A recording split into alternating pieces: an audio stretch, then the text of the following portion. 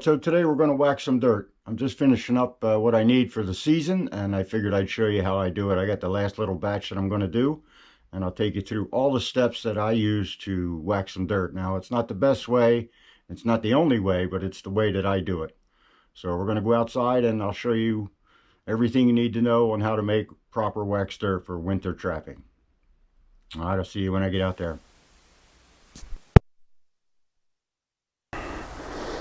Okay, so first thing we're going to do is light the burner. Now you don't need a lot of heat. It only takes 130, 135 degrees to melt wax. Now we're going to pour in dry dirt. That's the most important thing. Now it's going to be dusty because it's dry. Okay?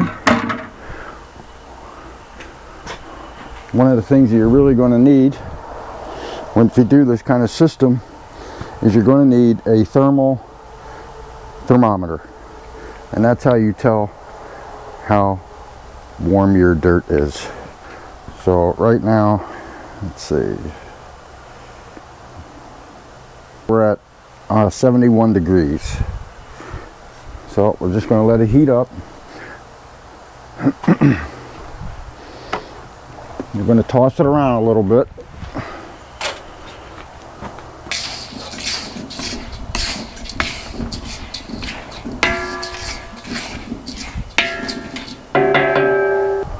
Which doesn't take very long, 2 or 3 minutes at the most.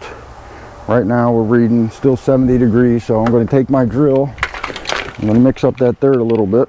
Now I use a pretty heavy duty drill. This is a 1/2 inch drill with a This is a drywall mud beater right there, and it's pretty aggressive. I don't think that you need something this big. You can probably use a paint mixer, and a smaller drill, a cordless 20 volt, something like that will still do the job as long as you do it in small batches.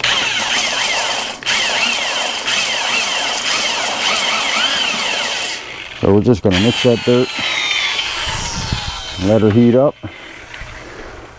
Right now we're at 130 degrees, so we're going to let it go a little bit more. And she's heating up quick because this is a small batch. So the wax I use is flake wax that I get from F&T. Great companies, they have everything you need. Their shipping is awesome, the customer service is awesome. Well, I'm not sponsored by them, but that's who I've been using forever. So the wax goes in. The dirt is hot enough now, it's pushing 150 degrees. And we're just going to give her a little mix here. It's going to be dusty at first until the wax starts adhering to the dirt.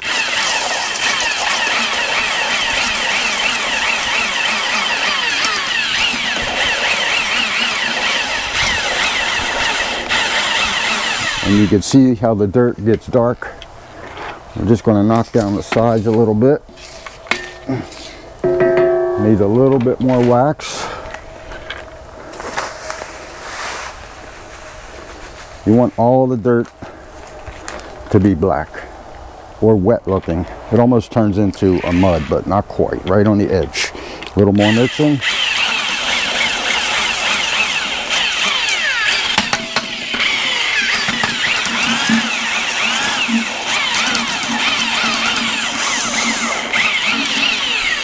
Now at this point you're going to shut off your fire. You don't need it any hotter. The dirt is already plenty hot enough to melt the wax. We're going to keep mixing.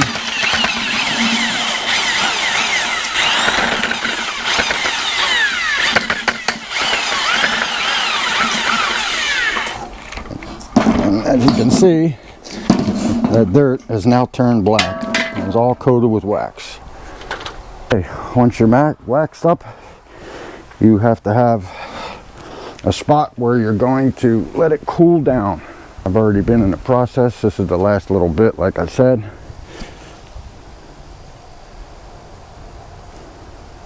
You got to have a tarp laid out or a big piece of wood. I'll get the cooled down stuff out of the way. And we're going to dump out our wax. It's going to be looking like mud once it's out of the pot. You have to make sure it's all out, because if you do another batch, you don't want any wax in the pot or it will burn. And that you don't want. That's it. Once you got your 2 piles, you get yourself something to spread it out as flat as you can get it until she cools down. Now you can use your thermometer to cool it down, or you could just do it by touch. You want it at least 70 degrees, 75 degrees, because right now it's 130. And it will cake up on you if you don't move it around.